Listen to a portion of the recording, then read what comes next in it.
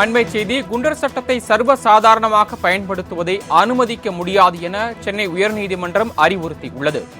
நிதி மோசடியில் ஈடுபட்டதற்காக குண்டர் தடுப்பு சட்டத்தில் அடைக்கப்பட்டதை எதிர்த்து செல்வராஜ் என்பவர் மனு தாக்கல் செய்திருந்தார்.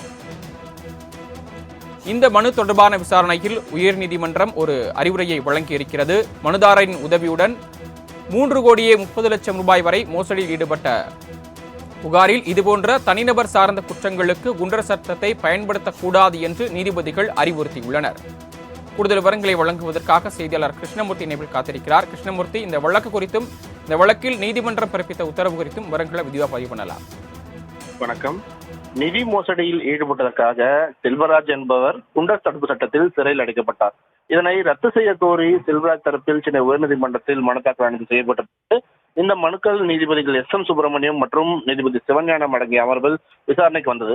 அப்போது காவல்துறை தரப்பில் மனுதாரரின் உதவியுடன் போலி வங்கி கணக்குகள் தொடங்கப்பட்டதோடு போலி ஊதிய சான்று தயாரிக்கப்பட்டு அதன் மூலம் வங்கியில் கடன் பெறப்பட்டு 3,30,00,000 ரூபாய் வரை மோசடி செய்யப்பட்டுள்ளதாகவும், இது அனைத்துமே மனுதாரரின் உதவியுடன் நடைபெற்றதாலேயே குண்டர் தடுப்பு சட்டம் பிரயோகிக்கப்பட்டதாக தெரிவிக்கப்பட்டிருக்கிறது. இதனை ஏற்க மறுத்த நீதிபதிகள் இவை அனைத்தும் தனிநபர் சார்ந்த குற்றங்கள் எனவும் போலீசார் விசாரணை நடத்தி அந்த பணத்தை மீட்கலாம் என கூறி செல்வராஜ் மீதான குண்டர் சட்டத்தை ரத்து செய்து உத்தரவிட்டிருந்தார்கள்.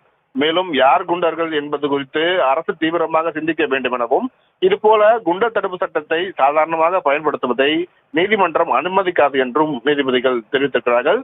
மேலும் சட்டவிரோதமாக ஒருவர் ஒரு நாள் கைது செய்யப்பட்டு காவலில் இருந்தாலும் கூட அது சட்டவிரோதம் என உச்சநீதிமன்றம் கூறியுள்ளதாக கூறிய நீதிபதிகள் தங்களது உத்தரவிலும் இதை பதிவு செய்திருக்கிறார்கள். சரவணன்,